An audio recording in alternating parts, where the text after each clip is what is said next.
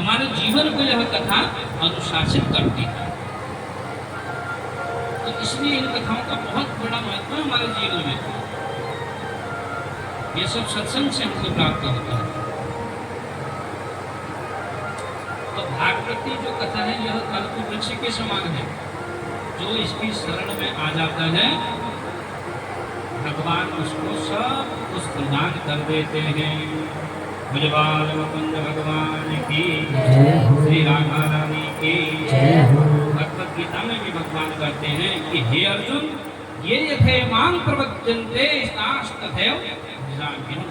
जो मुझे जिस भाव से भेजेगा मैं उसे उसी रूप में प्राप्त हो जाऊंगा। ये भगवान का कह रखा है, सज्जनों अपने मुंह से कह रखा है। आवश्यकता है तो किसकी? भवानी शंकरौ बंदे श्रद्धा विश्वास रूपी। आवश्यकता किस चीज की है? श्रद्धा, भक्ति, निष्ठा, प्रेम की आवश्यकता है। क्योंकि जहाँ प्रेम है वही परमात्मा है। जहाँ भक्ति है, जहाँ श्रद्धा है, जहाँ निष्ठा है, वही परमात्मा वास करते हैं। तो अनेक प्रकार से विकार हमारे हृदय में है। एक दूसरे के प्रति देश की भावना हम रखते हैं, मैं बड़ा वो बड़ा है, अपने आप को बड़ा मानते हैं। तो कोई नहीं समझो, इन विकारों को त्यागना होगा, तभी जा करके हम परम आनंद को प्राप्त कर सकते हैं। मुझे भक्त वत्सल भगवान की जय। तो कल आपने महात्मा की कथा को श्रवण किया। महात्मा मतलब महिमा, भगवान की क्या महिमा है। बड़े दिव्य कथाएं सुनी थी आपको कल के प्रसंगों में। बड़े बड़े जो प्रेत बन गए थे, जो प्रेत को जिसने प्राप्त कर लिया था धुंधकारी। संसार में कोई भी मरने के बाद गारंटी नहीं दे सकता, लेकिन हमारे सनातन धर्म की ऐसी विशेषता है सज्जनों, मरने के बाद भी गारंटी देता है कि जीते जी यदि किसी ने सद्धर्म नहीं किया तो मरने के बाद यदि उनके घर परिवार वाले मित्रजन उनके निमित्त यदि भागवत जी की कथा को श्रवण कर ले तो प्रेत बना हुआ व्यक्ति भी मुक्त हो जाता है। श्रीमद् भागवती वार्ता प्रेत पीड़ा विनाशिनी। तो आइए आज के श्रीमद् भागवत महापुराण की कथा में प्रवेश करें। बोले श्रीमद् भागवत महापुराण की प्रणाम करते हैं। दूसरा जो है आशीर्वादात्मक, और तीसरा मंगलाचरण है वस्तु निर्देशात्मक।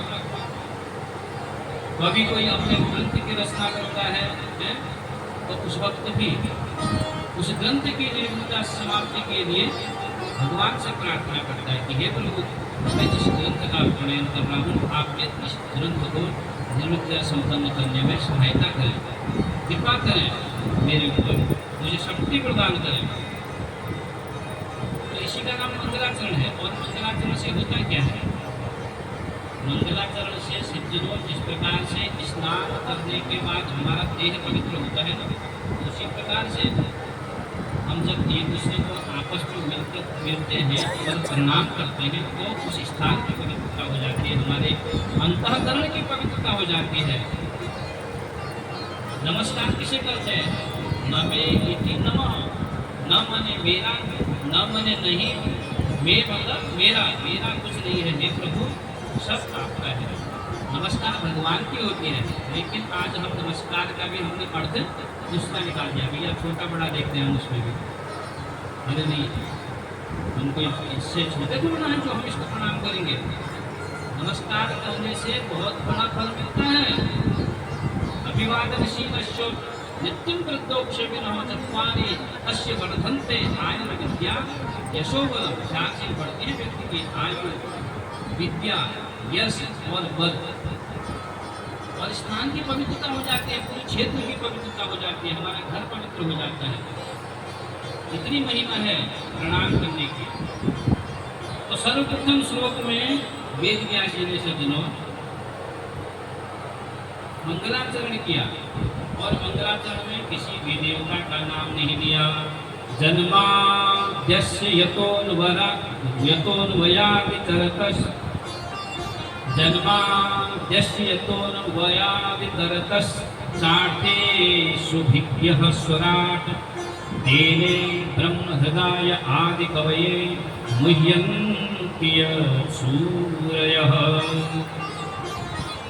तेजो वारिमृदां यथा विनिमयो यत्र त्रिसर्गो मृषा धाम्ना स्वेन सदा निरस्तकुहकं सत्यं परं धीमहि।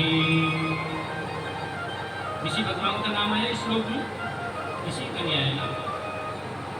इतना सुंदर यह श्लोक है, ब्रह्म सूत्र। कथा चलते हैं, महादेव ने पहले ही कह दिया कि 7 दिन तक अनवरत कथा होगी और उसके बीच में आपको कहना होगा हाँ जी, जब मैं तुम्हें कथा श्रवण कराऊंगा तो तुम्हें बीच में ओम ओम ओम बोलते रहना होगा, तब मैं समझूंगा कि ना कोई सुनना कथा। तो इस प्रकार से पार्वती जी को नियम बताई। तो सज्जनों आगे जाकर के सुंदर शुभ मुहूर्त में आज अमर कथा प्रारंभ भगवान ने कर दी। भोले बाबा ने भोलेबाल मुकुंद भगवान के सुंदर रूप से श्रीमद् भागवत महापुराण का उद्धान होने लगा। प्रथम दिन की कथा संपन्न हुई, द्वितीय दिन की कथा, तृतीय चतुर्थ पंचम, इस प्रकार से विधिवत आज 7 दिन की कथा संपन्नता की ओर बढ़ती है। और भगवान शंकर कहते हैं कि हे देवी पार्वती, जब श्री उद्धव जी को पता चला कि प्रभु श्री कृष्ण अपनी लीला को समाप्त कर जाना चाहते हैं, तो उद्धव ने आकर कृष्ण के चरणों में प्रणाम किया कि योगेश योग विन्यास, आप योग के स्वामी हैं, योग के अधीश्वर हैं। हे प्रभु, हे नारायण, आप बताने की कृपा करें कि त्याग क्या है, वैराग्य क्या है, संन्यास क्या है। यह ज्ञान में प्रसन्न जब श्री उद्धव ने पूछा तो इसको सुनते सुनते ही माता पार्वती जी को निद्रा आ जाती है।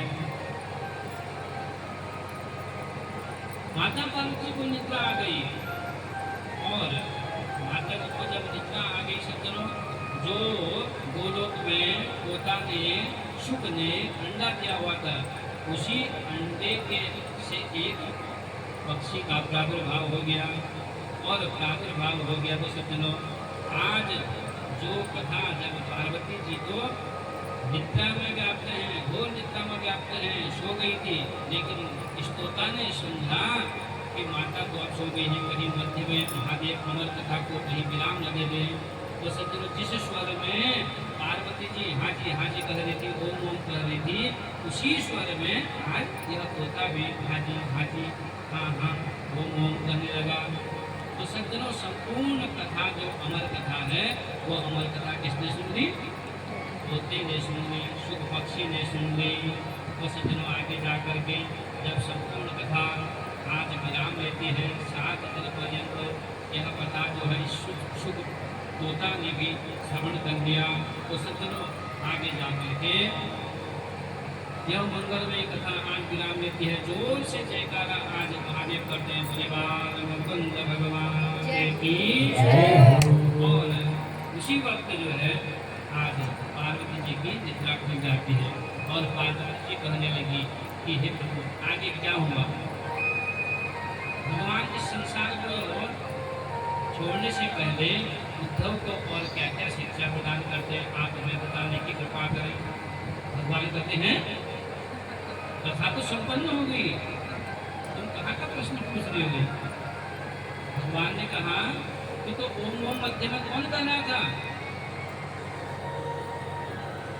तो पीछे देखा तो शुक पक्षी जो है और ओम ओम कह रहा था। आप किसी ने कहा दिया कि मैं मुझे तो निद्रा आ गई थी। भगवान महादेव ने देखा कि व्यासपीठ के पीछे से इस तोता पक्षी ने कथा को श्रवण किया, ब्रह्म विद्या की चोरी की है इसने। व्यासपीठ के पीछे से इसने कथा को श्रवण किया है, इसने अपराध किया है, ब्रह्म विद्या की चोरी की है। तो उसी वक्त आज शंकर भगवान त्रिशूल लेकर के उस पक्षी को मारने के लिए दौड़ते गए। और शंकर भगवान कितने बोले हैं सज्जनों? आपने एक तरफ से तो अमर कथा पूरी सुन ली है, कुत्ते ने पूरी कथा सुना दी है, दूसरी तरफ से मारने के लिए त्रिशूल लेकर के दौड़ रहे हैं। अब शंकर भगवान तोते को नहीं मार सकते सज्जनों। आज तोता उड़ते हुए कैलाश पर्वत से नीचे कहाँ है? बद्रीनाथ है सज्जनों। आज तोता बद्रीनाथ की ओर उड़ा और भगवान शंकर पीछे पीछे आज उस तोते के दौड़ते हुए पहुंच जाते हैं बद्री विशाल के पास, साम्याप्रास, जहाँ पर वेद व्यास जी की कुटिया है। और आज उस कुटिया में वेद व्यास जी की पत्नी विटिका देवी भी विराजमान है। और आज विटिका देवी कहती हैं व्यास जी से कि अब तो वृद्धावस्था आ गई है, अब मुझे नहीं लगता, ऐसा लगता है कि अब संतान होना बड़ा कठिन है, अब हमें पुत्र की प्राप्ति होना बड़ा कठिन है। तो उसी वक्त आज विटिका देवी जमाई में लगी, जोर से उबासी आने लगी विटिका देवी को। और जैसे ही मुंह खोल करके उबासी दे रही थी विटिका देवी, उसी वक्त वेद व्यास जी की पत्नी के गर्भ में मुंह के रास्ते यह पोता आज पेट में गर्भ में प्रवेश कर जाता है। बलिवाल भगवान की तो सज्जनों आगे जा करके विटिका देवी के गर्भ में आज सुखदेव का प्रादुर्भाव हो गया। और ऐसा वर्णन भागवत जी में आया हुआ है कि सुखदेव जी अपने मातृ गर्भ में 12 वर्ष तक गर्भ में ही रहे और गर्भ से बाहर नहीं निकल रहे हैं। और जब से यह विटिका देवी के गर्भ में सुखदेव जी का प्रादुर्भाव हुआ, तब से सुखदेव जी यहाँ विटिका देवी के गर्भ से वेद मंत्रों की ध्वनि हो रही है सज्जनों। सुंदर वेद मंत्रों का उच्चारण होने लगा है। और आज विटिका देवी तुरंत प्रसन्न हो जाती है और अपने पतिदेव श्री कृष्ण द्वैपायन जी से वेद व्यास जी से कहती है कि हे पतिदेव, मेरे गर्भ से आज वेद मंत्रों की ध्वनि हो रही है, वेद मंत्र आज बज रहे हैं मेरे उदर में। तब वेद व्यास जी कहते हैं कि देवी तुम निश्चित समझो कि कोई न कोई धर्मात्मा पुत्र का जन्म होगा तुम्हारे गर्भ से, कोई महान संत ही तुम्हारे गर्भ से जन्म देगा। तो इस प्रकार से आज अपनी पत्नी विटिका को वेद व्यास जी समझाने लगे। तो सज्जनों आगे जा करके आज विटिका देवी पूजा करती हैं कि अब मुझे बहुत दर्द हो रहा है इस गर्भ में, अब इससे आप कहें कि यह गर्भ से शीघ्र ही बाहर आए। तो सज्जनों वेद व्यास जी आज जोर जोर से आवाज लगा रहे हैं कि हे बेटा, तुम्हारे मातुश्री को बहुत दर्द हो रहा है, पीड़ा हो रही है, तुम बेटा बाहर आओ। बेटा गर्भ में ही है और लेकिन पिता से बात चल रही है हमारा, कोई सामान्य नहीं है। एक तो पूर्व में राधा किशोरी जी का ही लाडला है, कौन? शुक्र, उन्हीं की कृपा से तो कैलाश में आया ना यहाँ। और उसके बाद कैलाश में आने के बाद अमर कथा सुनने के, और अमर कथा सुनने के बाद विटिका के गर्भ में प्रवेश किया हुआ है। और गर्भ में भी 9 महीने में संतान का जन्म हो जाता है। तो सज्जनों आगे जाकर के इनको हो गए, इनके गर्भ में कितने साल? 12 साल हुए। और 12 साल से गर्भ में है, लेकिन पिताजी से बात कर रहे हैं यहाँ। और पिताजी ने कहा बेटा तुम गर्भ से बाहर आओ, तुम्हारी माता को बहुत पीड़ा हो रही है। और बेटा कहता है पिताजी मैं बाहर नहीं आऊँगा, क्योंकि इस संसार की माया मुझे पकड़ लेगी, मैं इस संसार में नहीं आ सकता हूँ, मुझे विष्णु की माया पकड़ लेगी और मैं बच जाऊंगा फिर इस माया में। वेद व्यास ने कहा अरे तुम्हें बिल्कुल भी माया स्पर्श नहीं कर पाएगी, तुम आओ तो सही। नहीं नहीं, मैं तुम्हारा बिल्कुल भी विश्वास नहीं करता। जब तक मायापति आकर के मेरे को वचन न दे दे कि मेरी माया तुझे स्पर्श नहीं करेगी, तब तक मैं माता के गर्भ से नहीं आऊँगा। तो सज्जनों आगे जाकर के आज स्वयं भगवान नारायण गोविंद को आना पड़ा और भगवान गोविंद नारायण आकर के आज उन्हें कहते हैं कि हे सुखदेव, तुम शीघ्र ही अब माता के उदर से बाहर आओ, मेरी माया तुम्हें बिल्कुल भी स्पर्श नहीं कर पाएगी। तो सज्जनों, भगवान ने आज उनसे कह दिया। तब जा करके मायापति के आने के बाद, कहने के बाद, तब 12 वर्ष बाद आज सुखदेव जी अपने माता के गर्भ से बाहर आते हैं। बोले भक्तवत्सल भगवान की। तो इस प्रकार से 12 वर्ष में जैसे ही सुखदेव जी का जन्म हुआ और सुखदेव जी सीधे कहाँ की ओर चले गए? वन की ओर चले गए। बोले सुखदेव भगवान की जय हो। जन्म लेते ही जिन्होंने संन्यास धर्म को धारण किया, ऐसे पूज्य सूत्री महाराज से यहाँ सुखदेव महाराज आज वन की ओर प्रस्थान कर रहे हैं और पीछे से पिताजी आज दौड़े दौड़े जा रहे हैं कि हे पुत्र, तुम कहाँ जाते हो, तुम कहाँ जाते हो? अरे लौट करके आओ, हे पुत्र करके व्यास जी चिंतित हो जाते हैं, मेरा पुत्र मुझे छोड़ करके चला गया है। वो सज्जनों, आज जब व्यास जी आज पुत्र को लौटाने की बहुत कोशिश करते हैं, वो सज्जनों आज पुत्र तो पीछे भी नहीं मुड़ करके देखता है और आज मानो सुखदेव जी ही आज जवाब दे रहे हैं और पत्रों वृक्षों के पत्ते आज हिल रहे हैं और मानो वो पत्ते आज जवाब दे रहे हैं किनको? व्यास जी को। अरे इस संसार में कोई किसी का पिता नहीं है, कोई किसी का पुत्र नहीं है और न जाने आज तुम मुझसे पुत्र कह रहे हो, आवाज करा रहे हो। अरे न जाने पुरुषों में तुम कितनी बार मेरे पुत्र बन गए हो। तो इस प्रकार से यम प्रभुजंतम अनुपेत कृत्यम द्वैपायनो विरह का कर आजुभाव पुत्रेति तन्मयतया पर्वोभिनी दुष्टं सर्वभूत हृदयं मुनिवाद तोस्मि। इस प्रकार से जब आज सुखदेव जी को आवाज लगाते हैं पिताजी व्यास जी, तो सुखदेव जी की तरफ से आज जवाब आता है, पिताजी संसार में कोई किसी का पुत्र नहीं है, कोई किसी का पिता नहीं है। तो सज्जनों, पिताजी भी इस बालक को सुखदेव जी को वापस नहीं ला पाए। बोले भक्तवत्सल भगवान की जय हो। तो बहुत ही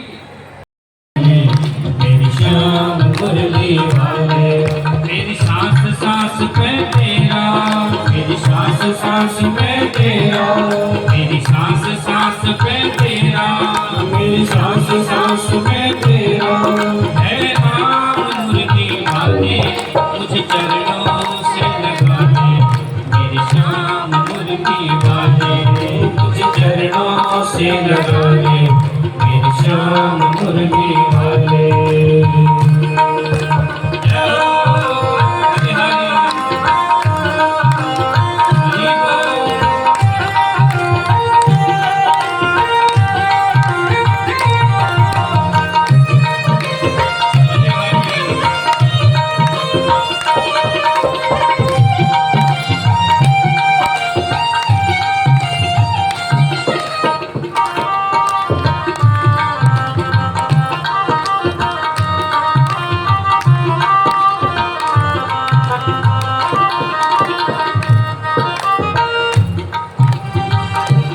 भक्तों की तुमने कहा विपदा हटारी, भक्तों की तुमने कहा विपदा हटारी, भक्तों की तुमने कहा विपदा हटारी, भक्तों की तुमने कहा विपदा हटारी। मेरी विवाह थामो आके बिहारी, मेरी बाबो आके बिहारी। बिगड़ बनाए तुमने, बिगड़ बनाए तुमने, बिगड़ बनाए तुमने, बिगड़ बनाए तुमने। सब काम मुरली वाले, मुझे चरणों से लगा ले। मेरी श्याम मुरली वाले, मुझे चरणों से लगा ले। मेरी श्याम मुरली वाले। मेरी सांस सांस पे तेरा, मेरी सांस सांस पे तेरा, मेरी सांस सांस पे तेरा, मेरी सांस सांस पे तेरा है नाम मुरली वाले, मुझे चरणों से लगा ले। मेरी श्याम वाले, मेरे श्याम मुरली वाले, मेरे श्याम मुरली वाले, मेरे श्याम मुरली वाले। जय हो।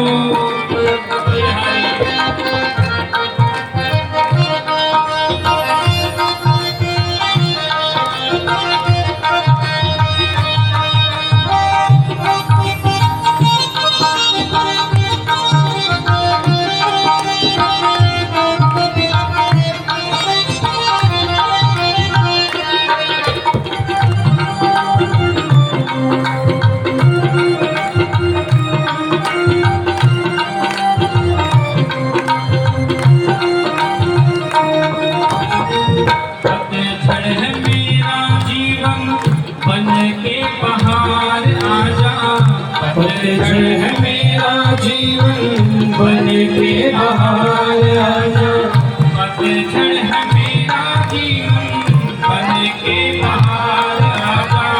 पतझड़ है मेरा जीवन बन के बहार आजा। सुन लो पुकार गाना बस एक बार आजा, सुन ले पुकार का बस एक बार आजा, सुन ले पुकार गाना बस एक बार आजा, सुन ले पुकार का बस एक बार आजा। बेचैन मन के तुम हो, बेचैन बन के तुम हो, बेचैन मन के तुम हो, बेचैन बन के तुम हो। आराम मुरली वाले मुझ चरणों से लगा ले, मेरे श्याम मुरली वाले, वो मुझ चरणों से लगा ले, मेरे श्याम मुरली वाले। मेरी सांस सांस में तेरा, मेरी सांस सांस में तेरा है नाम मुरली वाले, मुझ चरणों से लगा ले, मेरे श्याम मुरली वाले, वो मुझ चरणों से लगा ले, मेरे श्याम मुरली वाले। मुझ चरणों से लगा ले, मेरे श्याम मुरली वाले। हरि हरि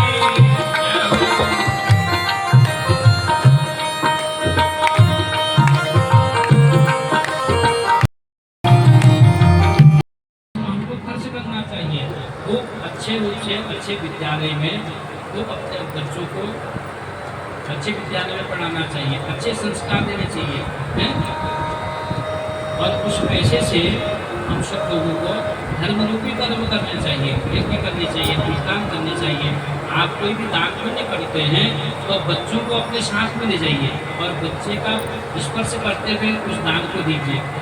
आपने तो दान दिया लेकिन आपके बच्चे में वो संस्कार स्वयं ही चला गया। क्यों? क्योंकि बच्चे ने देख लिया कि मेरे पिताजी दान करते से दान करते हैं। तो सज्जनों, धर्म के चरण है चार, सत्य, शौच और दया और दान। यही इसी चार चरणों में धर्म जो है टिका हुआ है। आगे जाकर के इस कथा को हम विस्तार पूर्वक श्रवण करेंगे। तो सज्जनों, आज नारद जी उदास है। नारद जी को बताया कि अरे नारद जी, तुम्हारा उदास होने का मैं कारण समझ चुका हूँ। तुमने आज तक सब कुछ तो लिख लिया है ग्रंथों में, लेकिन तुमने भगवान श्री कृष्ण कन्हैया की लीलाओं को अभी तक अपने ग्रंथों में स्थान नहीं दिया। इसलिए तुम कृष्ण कथा लिखो अब, और कृष्ण कथा जब तुम संपूर्ण लिख दोगे तो तुम्हारे हृदय में जो अनेक प्रकार से अशांति व्याप्त है तो तुम परम आनंद को प्राप्त करना होंगे। वेद व्यास जी कहने लगे कि हे नारद जी, अब मेरी बस की बात नहीं है, अब मेरी बस की बात नहीं है। 17 पुराण मैंने रच दिए, 17 पुराण की मैंने रचना कर दी, और आप मुझे जो कहने कि अब तुम कृष्ण लीला लिखो, तो अब मेरी वह बस से बाहर है। अब बताते हैं, अरे नारद जी, तुम कैसी बात करते हो?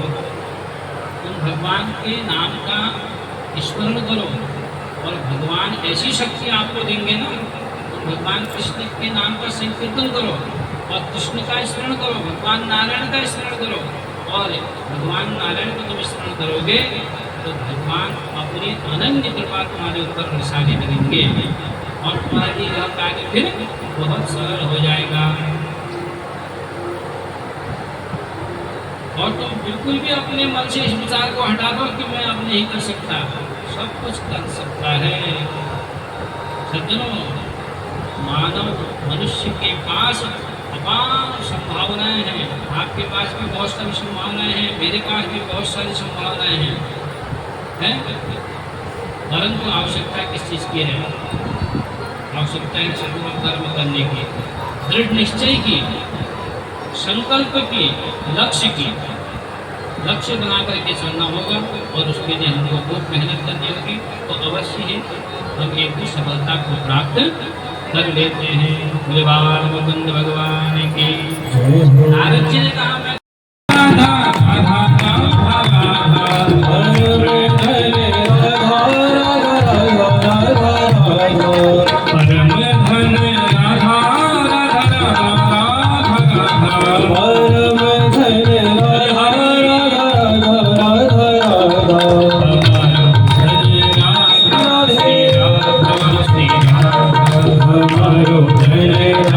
Radha Shri Radha